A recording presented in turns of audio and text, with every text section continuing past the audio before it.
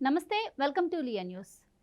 TDP అధికారంలోకి రావాలని చంద్రబాబు నాయుడు కంటే ఆ పార్టీ కార్యకర్తలు ఆంధ్రప్రదేశ్ ప్రజలే ఎక్కువగా కోరుకున్నట్టు కనిపిస్తోంది. ఎందుకు అంటే మొన్న ఆ పార్టీకి దక్కిన ఘన విజయమే అందుకు నిదర్శనం. ఈ 5 ఏళ్ల అణిచివేతకు గురైన టీడీపీ కార్యకర్తలు మరి అధికారంలోకి వస్తే వాళ్ళ కలలు కోరికలు అయితే చాలా ఉంటాయి. మరి అందుకు తగ్గట్టు చంద్రబాబు మార్క్ పాలన ఉండడం లేదని, వాళ్ళపై అంటే వైసీపీ వాళ్ళపై చర్యలు వేగవంతంగా తీసుకోవట్లేదని చెప్పి ఇప్పటికీ సోషల్ మీడియాలో కొన్ని పోస్టులు అయితే పెడుతూ ఉన్నారు. మరి చంద్రబాబు గారి ఆలోచన ఏంటి? మరి టీడీపీ కార్యకర్తలు ఆశిస్తున్నట్టు మరి చంద్రబాబు గారు నిజంగానే చెయ్యట్లేదా? అసలు కార్యకర్తలు ఏం కోరుకుంటున్నారు? ఇవన్నీ కూడా తెలుసుకునే ప్రయత్నం చేద్దాం. మనతో ఉన్నారు సీనియర్ పొలిటికల్ జర్నలిస్ట్ సత్యమూర్తి గారు. నమస్కారం సార్. నమస్కారం అండి. సో చంద్రబాబు గారు అధికారంలోకి వచ్చాక ముఖ్యంగా అభివృద్ధిపైనే దృష్టి పెడుతున్నారు. మరి టీడీపీ కార్యకర్తలు గతంలో అణిచివేతకు గురయ్యారు. వాళ్ళకి తగ్గట్టు త్వరితగతిన చర్యలు తీసుకోవట్లేదు అని చెప్పి సోషల్ మీడియాలో కొన్ని పోస్టులు వస్తూ ఉన్నాయి సార్. సో మీరేం చెప్తారు దీని గురించి? ఇవి ఏంటంటే ఇప్పుడు అధికారంలోకి వచ్చిన తర్వాత మీరు ఇంట్రడక్షన్లో చెప్పింది 100% వాస్తవం. ఎట్లా అంటే ఈ మొత్తం ఈ అణిచివేత తెలుగుదేశం పార్టీ కార్యకర్తలు నాయకులు అయితే ప్రాణాలకి తెగించి పోరాడారు. ఎందుకంటే పోరాటం చేసింది ఒక రాజకీయ నాయకుడితో కాదు, ఒక ఫ్రాక్షనిస్ట్ తోటి తెలుగుదేశం నాయకులు కార్యకర్తలు పోరాటం చేశారు. ప్రజలకు కూడా ఒక రకంగా ఒక తెగింపు వచ్చింది. ఇతను ఉంటే మనకు స్వేచ్ఛగా మనం బతకలేము అని చెప్పి జగన్మోహన్ రెడ్డికి వ్యతిరేకంగా ఓట్లేసి 11 సీట్లకి పరిమితం చేశారు. ఇక్కడ ఏంటి అంటే జగన్మోహన్ రెడ్డి అధికారంలో ఉన్న 5 సంవత్సరాల పాటు తెలుగుదేశం కార్యకర్తలు చాలామంది ఇబ్బంది పడ్డ మాట అయితే వాస్తవం. ఎందుకు ఆన్ రికార్డు జగన్మోహన్ రెడ్డి 70,000 మంది తెలుగుదేశం కార్యకర్తల మీద కేసులు పెట్టించాడు. మామూలు కేసులు కాదు, ఎస్సీ ఎస్టీ అట్రాసిటీస్ కేసులు, గంజాయి కేసులు ఇటువంటివి పెట్టించాడు, వేధించాడు, పోలీస్ స్టేషన్లో పడేసి కొట్టి ఆ వీడియోని వాళ్ళకు చూపిస్తారు. అంటే పోలీసులు కూడా అట్లా ప్రవర్తించారు. ఇప్పుడు చంద్రబాబు నాయుడు అధికారంలోకి వచ్చిన తర్వాత తెలుగుదేశం పార్టీ నాయకులు కార్యకర్తలు వాళ్ళు ఏం ఆశిస్తారు అంటే జగన్మోహన్ రెడ్డి మమ్మల్ని కక్షపూరితంగా మమ్మల్ని అణిచివేశాడు కదా, మా పట్ల మేము నేరం చేయకపోయినా కానీ నేరాలు ఆపాదిస్తూ మా మీద దొంగ కేసులు పెట్టాడు కదా, చంద్రబాబు నాయుడు కూడా అట్లాగే ఎందుకు చేయడు అని అనుకుంటూ ఉంటారు. కానీ తెలుగుదేశం పార్టీ డిసిప్లిన్డ్ పార్టీ. అంటే సహజంగా ఊరికే బయటకు వచ్చేసి కొట్టుకోవటం ఇటువంటి పనులు చెయ్యరు. ఇక్కడ ఏంటి అంటే ఈ సోషల్ మీడియా వచ్చిన తర్వాత ఈ దొంగ పోస్టులన్నీ కూడా ఇటువంటివన్నీ కూడా వైసీపీనే ఆర్గనైజ్ చేస్తున్నది. వాళ్ళే తెలుగుదేశం పార్టీ కార్యకర్తల లాగా మా అన్యాయాన్ని సరిదిద్దలేదు అని వాడే పెడతాడు. వాడే పెట్టి ఇంకొకటి వాడే పెడతాడు, తెలుగుదేశం దౌర్జన్యం చేస్తున్నది, వైసీపీ కార్యకర్తలని హతమారుస్తున్నది, ఆస్తులు ధ్వంసం చేస్తున్నది అని పెడతాడు. అంటే ఈ తరహాలో ప్రచారం బాగా చేస్తూ ఉన్నారు. ఇక్కడ ఏంటి అంటే మనం ముఖ్యంగా గమనించాల్సింది ఏంటి అంటే చంద్రబాబు నాయుడు ముఖ్యమంత్రి కావటం ఇదేదో మొదటిసారి కాదు, ఇది 4వసారి. మరి ఇన్నిసార్లు ముఖ్యమంత్రి ఎట్లా అయ్యాడు అంటే ఆయన ఏంటంటే ప్రజలకి ఏది కావాలి, ప్రజలకి ఒక కక్షపూరితంగా పరిపాలన చేయటం కాకుండా జెన్యూన్గా పనిచేయాలి, ప్రజల సమస్యల్ని పరిష్కరించడానికి ఎట్లా పనిచేయాలనేది ఆయనకి వేరే ఎవడు చెప్పక్కర్లేదు. ఇక్కడ ఏంటి అంటే ఈ కార్యకర్తల మీద, తెలుగుదేశం పార్టీ కార్యకర్తల మీద కేసులు, అక్రమ కేసులని నేనే చెప్పా కదా, మరి అవన్నీ ఎత్తేయాలంటే ఏదో ఒక జీవో ఇస్తే సరిపోతుంది కదా అని అనుకుంటారు అందరు. కానీ ఒక జీవో ఇచ్చేస్తే ఆ కేసులన్నీ కొట్టేయటానికి అది ఎవడన్నా కోర్టుకి వెళ్తే అది ఆ జీవోని కొట్టేస్తారు. ఎందుకు అంటే జగన్మోహన్ రెడ్డి ఈ ఎస్సీ ఎస్టీ అట్రాసిటీస్ కేసులు పెట్టాడు కొంతమంది మీద అన్యాయంగా. అంటే ఎస్సీ ఎస్టీల మీదే ఆ కేసులు, అత్యాచారం కేసులు పెట్టాడు, గంజాయి కేసులు పెట్టాడు. ఎవడో ఒక స్కూటర్ వేసుకొని వెళ్తున్నాడు అనుకో తెలుగుదేశం కార్యకర్త, ఆ స్కూటర్లో గంజాయి పడేయటం, వాడి మీద కేసు పెట్టడం. ఏదన్నా ఒక తెలుగుదేశం కార్యకర్త ఎదురు తిరిగి పని చేస్తున్నాడు అనుకో, అతని ఇంట్లో గంజాయి పెట్టడం, అది తీసి గంజాయి కేసు పెట్టడం. మామూలుగా ఏంటంటే కొన్ని కేసులు ఈ దొమ్మికి సంబంధించి 2 వర్గాలు ఘర్షణ పడితే అటువంటి కేసులు పొలిటికల్ కేసులు అవి రద్దు చేయడానికి వీలవుతుంది, కానీ ఇటువంటి కేసుల్ని ఒక జీవోతోటి తీసేయలేరు. దీనికి కొంత ప్రొసీజర్ ఉంటుంది. ఆ ప్రొసీజర్ అంతా తీసుకోవడానికి కొంత టైం పడుతుంది. అది ఇక్కడ జరుగుతున్న జాప్యం. ఇవన్నీ కూడా ఏంటి అంటే మామూలుగా అంటే చట్టం, ధర్మం, న్యాయం ఇవన్నీ ఫాలో అయ్యే వాళ్ళకి అర్థమవుతుంది, కానీ జగన్మోహన్ రెడ్డి ఇవన్నీ ఏం పాటించలేదు కదా, మాకు ఇవన్నీ ఎందుకు అంటారు చాలామంది. అంటే ఆవేశంలో ఉన్న వాళ్ళు అంటారు. కాకపోతే ఏంటంటే జగన్మోహన్ రెడ్డికి లాజిక్ లేదు. జగన్మోహన్ రెడ్డి హైకోర్టు చెప్పినా కానీ హైకోర్టు జడ్జీల మీద బూతులు తిడుతూ పోస్టింగులు పెట్టి ఇచ్చాడు తప్ప హైకోర్టు జడ్జిమెంట్ని ఫాలో కాల. మరి అట్లా ఏ గవర్నమెంట్ అన్నా ఉందా? ఒక ఆంధ్రప్రదేశ్లో పాత గవర్నమెంట్లే కాదు, భారతదేశంలో ఏ రాష్ట్ర ప్రభుత్వం అయినా అట్లా చేసిందా? ఎక్కడా చేయలేదు. అందుకని ఏంటి అంటే ఇది ఒక ప్రొసీజర్ ప్రకారం జరగాలి. దీని మీద జ్యుడిషియల్ కమిషన్ లాంటిది ఏదన్నా వెయ్యాలి. వేసిన తర్వాత కేసు బై కేసు పరిశీలించి ఒక్కొక్క కేసు ఎత్తేయడానికో లేకపోతే దాన్ని కంటిన్యూ చేయడానికో సిఫార్సు చేయాలి. ఇదంతా కొంత టైం తీసుకునే ప్రాసెస్ ఉంటుంది. ఇంకొకటి ఏంటి అంటే ఈ ఐఏఎస్లు వాళ్ళు ఉన్నారు కదా, ఐఏఎస్లు, ఐపీఎస్లు, వీళ్ళందరూ కూడా జగన్మోహన్ రెడ్డికి బంట్రోతుల్లాగా పనిచేశారు అని తెలుగుదేశం నాయకులు ఇంతకాలం ఆరోపించారు. అందులో కొంతమందికి మళ్ళీ పోస్టింగులు వస్తూ ఉన్నాయి.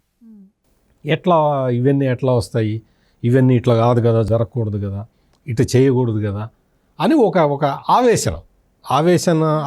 ఆవేశంలో ఆవేదనలో తెలుగుదేశం పార్టీ నాయకులు, కార్యకర్తలు కొంతమంది ఉన్నారు. దాన్ని కొంచెం పెంచటానికి వైసీపీ సోషల్ మీడియాలో ఇటువంటి ప్రచారాలన్నీ చేస్తున్నది. ఇప్పుడు జగన్మోహన్ రెడ్డితో పాటు కేసుల్లో ఉన్న వాళ్ళు అంటే శ్రీలక్ష్మి, వీళ్ళందరూ అంటే మొత్తం కార్యాలయాలకి రంగులేయి అంటే వేసేసిన దివ్యేది, మరి పోలీస్ స్టేషన్లో అందరినీ పడేసి కొట్టడంలో ప్రముఖ పాత్ర వహించిన ఇంటెలిజెన్స్ చీఫ్గా పనిచేసిన రామాంజనేయులు, వీళ్ళందరికీ పోస్టింగ్లు ఇవ్వలేదుగా. వీళ్ళందరికీ పోస్టింగ్లు ఇవ్వాల. ఇంకా వీళ్ళందరినీ ఇది పెట్టారు, జిఐడికి రిపోర్ట్ చేయమన్నారు. ఇంకొక అతను ఉన్నాడు వాసుదేవరెడ్డి అని, అంటే ఈ బెవరేజ్ కార్పొరేషన్కి ఆయన ఎండీగా ఉండి మొత్తం జగన్మోహన్ రెడ్డి కంపెనీలకే ఆర్డర్లు ఇవ్వటం, అది తీసుకురావటం, అమ్మటం, మళ్ళీ ఆ డబ్బులు తీసుకెళ్ళి జగన్మోహన్ రెడ్డికి ఇవ్వటం, ఇటువంటి కార్యక్రమాలు చేశాడు. అతను దొరికాడు, రెడ్ హ్యాండెడ్గా దొరికాడు. అతని మీద కేసు నడుస్తున్నది. ఇంకొక వెంకటరెడ్డి అని ఉన్నాడు, అతను ఈ మొత్తం మైన్స్ అండ్ జియాలజీకి సంబంధించి దానికి ఆ కార్పొరేషన్కి ఉండి ఇసుక ఇచ్చేయటం, జేపీ వెంచర్స్ వాడికి ఇచ్చేయటం, ఈ వెంచర్స్ వాడికి అన్ని జగన్మోహన్ రెడ్డి కంపెనీలకు అనమాట, వాటికి ఇచ్చేయటం, ఇటువంటివన్నీ చేశాడు. ఆ వెంకటరెడ్డిని మరి అతన్ని ఎక్కడ పోస్టింగ్ ఇవ్వలేదు కదా, ఉంచారు. ఇంకొక అతను ఉన్నాడు ఇన్ఫర్మేషన్ కమిషనర్గా, ఒక అతను విజయ్ కుమార్ రెడ్డి అని ఒక అతను ఉన్నాడు. అతను కూడా ఢిల్లీ నుంచి వచ్చాడు. అతను మొత్తం సాక్షి పేపర్కి అన్నీ దోచిపెట్టాడు. మొత్తం అడ్వర్టైజ్మెంట్లన్నీ సాక్షి పేపర్కి దోచిపెట్టాడు, ఛానల్కి. ఇంకా మిగిలిన ఎవ్వరికీ ఇవ్వలేదు. ఈ విజయ్ కుమార్ రెడ్డి ఉన్నాడు. విజయ్ కుమార్ రెడ్డి ఇక్కడ రిలీవ్ ఆర్డర్ ఇవ్వలేదు.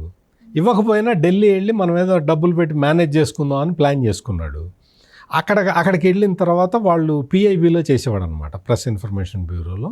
వాళ్ళు చేర్చుకోలే, ఆంధ్రప్రదేశ్ నుంచి నువ్వు నో అబ్జెక్షన్ సర్టిఫికేట్ తెచ్చుకో అన్నారు. ఇప్పుడు అతన్ని ఎట్లా చేయాలి ఏంటి, ఇటువంటి ఆఫీసర్లందరి మీద మొత్తం పెట్టారు. ఎవరిని చేర్చుకోవట్లేదు, ఎవరికి రిలీవింగ్ ఆర్డర్స్ ఇవ్వట్లేదు, నో అబ్జెక్షన్ సర్టిఫికేట్లు ఇవ్వట్లేదు. అంటే ప్రధానంగా ఇప్పుడు ఈ ఆఫీసర్ని ఎందుకు పెట్టారు, ఆ ఆఫీసర్ని ఎందుకు పెట్టారు అని మనం ఎవరు కూడా అడగటానికి వీలుండదు. ఎందుకంటే ఐఏఎస్ ఆఫీసరు ఇప్పుడు ఆ ప్రభుత్వం చెప్పినట్టు పనిచేశాడు, తప్పు చేశాడు అనుకోండి, అతన్ని చంద్రబాబు కరెక్ట్ చేస్తాడు కదా, సిస్టంలోకి తీసుకొచ్చి రూల్ ప్రకారం పని చేయని నేర్పుతాడు, చెప్తాడు, రూల్ ప్రకారం పని చేసేలాగా చేసుకుంటాడు. అది అంతకు తప్ప వేరే మార్గం లేదు కదా. దాదాపుగా ఒక 12 మంది సీనియర్ ఐఏఎస్లు రిటైర్ కాబోతున్నారు. మరి ఇంకా పరిపాలన నడవాలి కదా, ఎట్లా నడవాలి అంటే ఈ తరహాలో కొన్ని అడ్మినిస్ట్రేటివ్ మ్యాటర్స్కి సంబంధించి కొన్ని నిర్ణయాలు తీసుకోవాల్సి వస్తుంది. ఆ నిర్ణయాలు తీసుకోవడంలో కొంత ఇంకా ఇప్పుడే సెట్ అవుతుంది. ఇంకా నెల రోజులు కూడా కాలేదు, 23 రోజులు 24 రోజులు అయింది. ఈ ఈ 24 రోజుల్లోనే పెన్షన్లు ఇచ్చేశారు, 1వ తారీఖు జీతాలు ఇచ్చేశారు, రిటైర్డ్ ఎంప్లాయీస్కి పెన్షన్లు ఇచ్చేశారు. ఇప్పుడు బిల్స్ ఉన్నాయి, పెండింగ్ బిల్స్ ఉన్నాయి, అవి క్లియర్ చేసే ప్రాసెస్ మొదలుపెట్టారు. జగన్మోహన్ రెడ్డి అందరికీ ఎగ్గొట్టాడు. మొత్తం 1,00,000, 2,00,000 రూపాయలు కూడా ఇవ్వలేదు. కంటెంప్ట్ ఆఫ్ కోర్టు కేసులు చాలా ఉన్నాయి ఆంధ్రప్రదేశ్లో, వాటన్నిటిని పరిష్కరించుకోవాలి. అంటే ఇటువంటి ఈ తరహాలో జరిగిన పాలన, అంటే జగన్మోహన్ రెడ్డి చేసినవి అన్ని అక్రమాలే కనపడుతున్నాయి, ఏది వదలలేదుగా. ఇప్పుడు మద్యం కేసులు రెడీ అయిపోతున్నాయి. ఈ ఎర్రచందనం అంతా మొత్తం అసలు ఒక కేసు కూడా పెట్టలేదు జగన్మోహన్ రెడ్డి హయాంలో. మొత్తం ఎర్రచందనం మొత్తం స్మగ్లింగు.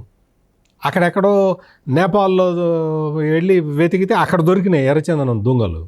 అంటే ఇక్కడి నుంచి నేపాల్కి పంపించేశారు వీళ్ళు, ఎటువంటి అభ్యంతరం లేకుండా, ఎవడో అడ్డుకోలేదు ఆఫీసర్లు. ఈ మొత్తం వ్యవహారాల మీద చర్యలు స్టార్ట్ అయిపోయినాయి.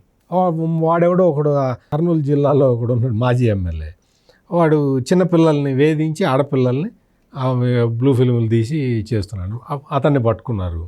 ద్వారంపూడి చంద్రశేఖర్ రెడ్డి పిఎం స్మగ్లింగ్ ఆ వ్యవహారాలు అవన్నీ చేసి అతన్ని సాక్ష్యాధారాలతో సహా పట్టుకుంటున్నారు. ఇప్పుడు తెలుగుదేశం పార్టీ ఆఫీస్ మీద దాడి చేసిన వాళ్ళందరినీ అరెస్ట్ చేశారు కదా, చాలామందిని పట్టుకున్నారు. సీసీ ఫుటేజ్ ద్వారా ఇంకా కొన్ని అరెస్టులు జరగాలి. చంద్రబాబు నాయుడు ఇంటి మీద అటాక్ చేశాడు ఆ జోగి రమేష్ అనే అతను, ఆ తర్వాత మంత్రిని చేశాడు జగన్మోహన్ రెడ్డి. ఇప్పుడు మరి అతను ఏం చేస్తున్నాడు, యాంటిసిపేటరీ బెయిల్కి కోర్టుకు వెళ్ళాడు. యాంటిసిపేటరీ బెయిల్ కావాలి నాకు, నన్ను అరెస్ట్ చేస్తారు అని. ఈ మొత్తం రెడ్ బుక్ చూసి జగనే భయపడుతున్నాడు. ఆ రెడ్ బుక్లో ఏముందో అది చూసి మమ్మల్ని బెదిరిస్తున్నారని. అంటే ఈ తరహాలో మొత్తం ఇది అంతా కూడా సెటరైడ్ చేయటానికి ఇప్పుడు ఒక నేరం అయితే పరిష్కరించవచ్చు, 2 నేరాలు అయితే పరిష్కరించవచ్చు. ఇన్ని నేరాలు చేసిన నాయకులు అసలు మొత్తం భారతదేశం మొత్తంలో ఉండరు. ఇన్ని నేరాలు చేసిన ఈ 5 సంవత్సరాల కాలంలో, గత 5 సంవత్సరాల కాలంలో ఇన్ని నేరాలు చేసిన వాడిని ఒక్కొక్కడిని పట్టుకోవడం అంటే అది మామూలు విషయం కాదు. అవన్నీ కూడా ఇనిషియేషన్ జరుగుతూ ఉన్నాయి. ఇందులో ఇవన్నీ కూడా పరిపాలనా సంబంధమైన వ్యవహారాలు కాబట్టి కొంత జాప్యం జరుగుతూ ఉంటుంది, అందులో ఎటువంటి సందేహం లేదు. కాకపోతే మాత్రం ఇనిషియేషన్ అయితే మాత్రం జరిగింది, అంతవరకు అయితే ఖచ్చితంగా చెప్పొచ్చు. పాత కేసులు ఇవన్నీ కూడా తిరగదోడుతున్నారు. కంప్లైంట్లు చేసిన వాళ్ళు మళ్ళీ వచ్చి కంప్లైంట్లు చేస్తున్నారు. అప్పుడు పోలీసులు కేసులు పెట్టలేదు కదా చాలా కేసుల్లో, అందుకని ఇప్పుడు మళ్ళీ వచ్చి వాళ్ళు రిప్రజెంటేషన్స్ ఇస్తున్నారు, వాటిని అన్నీ పరిష్కరిస్తూ ఉన్నారు. మీరు ఇప్పటివరకు తప్పులు చేసిన వాళ్ళ గురించి చెప్పారు. ఆ తప్పుకి బలైన వాళ్ళ గురించి ఆలోచిస్తే వాళ్ళ ఆవేశం, ఆక్రోధంలో కూడా న్యాయం ఉందని చెప్పొచ్చు. ఎందుకంటే వాళ్ళు 5 సంవత్సరాలు ఎన్నో ఇబ్బందులు పడ్డారు కాబట్టి, వాళ్ళు ప్రభుత్వం మారితే మనం ఎప్పుడు కక్ష తీర్చుకుందాం అని చెప్పి వాళ్ళలో కూడా ఎందుకంటే వాళ్ళ కుటుంబంలో చాలామంది బలైపోయి ఉంటారు కాబట్టి, మరి అలాంటి వాళ్ళ కోసం చంద్రబాబు గారి నుంచి ఎలాంటి భరోసా లభిస్తే మరి వాళ్ళందరూ కూల్ అవుతారంటారు? ఎలాంటి భరోసా రావాలని? ఖచ్చితంగా వాళ్ళకి న్యాయం జరుగుతుంది. ఇప్పుడు అన్యాయంగా కేసులు పెట్టిన వాళ్ళ మీద కేసులు కంటిన్యూ కాకూడదు, అది కరెక్ట్ కూడా కాదు కదా. అందుకని అంటే ఇప్పుడు తెలుగుదేశం పార్టీలో కొంత అసంతృప్తి రగిల్చాలి అని చెప్పి ఇప్పుడు న్యాయంగా ఉన్నవాడు అన్యాయంగా కేసులో ఇరుక్కుంటే అతను ఖచ్చితంగా కేసు నుంచి బయటికి రావాలని చూస్తాడు. తన మీద అక్రమంగా కేసులు పెట్టిన వాళ్ళ మీద అతని కోపం ఉండటం సహజం, అందులో ఇదేమి లేదు. ఖచ్చితంగా కోపం ఉంటుంది కూడా. అట్లా అన్ని వర్గాల ప్రజలు తిరుగుబాటు చేస్తే కదా జగన్మోహన్ రెడ్డికి 11 సీట్లు వచ్చింది. అందుకని మనం తెలుగుదేశం పార్టీ కార్యకర్తల్లో వాళ్ళ ఆగ్రహంలో తప్పు లేదు, పొరపాటు లేదు. వాళ్ళు ఖచ్చితంగా అదే డిమాండ్ చేస్తారు, ఎందుకంటే దే ఆర్ ది సఫరర్స్. అంటే మొత్తం జగన్మోహన్ రెడ్డి క్రూరత్వాన్ని డైరెక్ట్గా చవి చూసిన వాళ్ళు కదా, అందువల్ల వాళ్ళకి కోపం ఉంటుంది. కాకపోతే పరిపాలనా పరంగా కొన్ని నిర్ణయాలు తీసుకోవటంలో కొంత ఏంటంటే ఇప్పుడు రకరకాల ఉదాహరణకి చెప్తాం మీకు. ఆ జోగి రమేష్ వెళ్ళి హైకోర్టుకి యాంటిసిపేటరీ బెయిల్ కోసం వెళ్ళాడు, అది ఏం జరుగుతుందో తెలియదు కదా. సో అతన్ని ఇమ్మీడియట్గా అరెస్ట్ చేయలేరు కదా.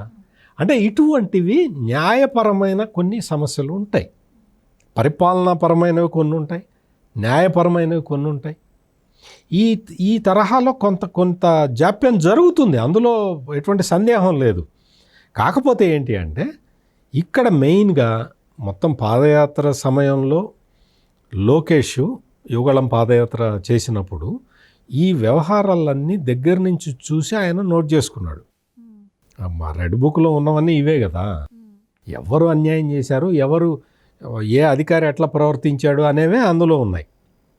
సో ఆ రెడ్ బుక్ ఆధారంగా చేస్తున్నారు, చర్యలు మొదలుపెట్టినట్టే కనపడుతుంది. లేకపోతే ఇన్ని అక్రమాలు అన్యాయాలు మనం ఇప్పుడు జగన్మోహన్ రెడ్డి 5 సంవత్సరాల కాలంలో మొత్తం ఇంత ప్రభుత్వ స్థలం ఆక్యుపై చేశాడని, అందులో పార్టీ బిల్డింగులు కట్టేశాడని అది తెలియదు కదా. అధికారంలోకి వచ్చిన తర్వాత తెలిసింది. అధికారంలోకి వచ్చి ఇరిగేషన్ ల్యాండ్ని ఆక్యుపై చేసేసి అమరావతిలో సీడీ యాక్సెస్ రోడ్డుకి అడ్డంగా బిల్డింగ్ కట్టాడని ఎప్పుడు తెలిసింది? చంద్రబాబు నాయుడు అధికారంలోకి వచ్చిన తర్వాత తెలిసింది. లేకపోతే ఏమనుకుంటారు, రికార్డులు ఉండవు కదా, ప్రతిపక్షం దగ్గర రికార్డు ఉండదు కదా. అదిగాక జగన్మోహన్ రెడ్డి చేసింది ఏంటి, జీవో ఏది ఉండదు, జీవో ఏది బయట పెట్టడు, మొత్తం అన్నీ సీక్రెట్గా పెడతాడు. ఇప్పుడు ఆ జీవోలన్నీ కూడా అప్లోడ్ చేస్తున్నారు. అంటే ఎంత ప్రాసెస్ చూడండి, ఇవన్నీ జరుగుతూ ఉన్నాయన్నమాట. అందుకని ఇక్కడెక్కడ ఇబ్బంది జరిగే అవకాశం లేదు, ఇబ్బంది జరిగే పరిస్థితులు తలెత్తవు. మొత్తం అంతా కూడా ఒక ప్రణాళికాబద్ధంగానే మొత్తం తెలుగుదేశం కూటమి ప్రభుత్వం ముందరికి వెళ్తున్నది. లేకపోతే మీకు ఈ బియ్యం స్మగ్లింగ్ చేసిన వాళ్ళని, ఎర్రచందనం స్మగ్లింగ్ చేసిన వాళ్ళని, వీళ్ళందరి మీద కేసులు బుక్ కావు కదా. బుక్ అవుతున్నాయి, కేసులు బుక్ అవుతున్నాయి, ఒక్కొక్కటి బయటకు వస్తున్నది అంటే రాష్ట్ర ప్రభుత్వం వేగంగా పనిచేస్తున్నట్టే అనుకోవాలి.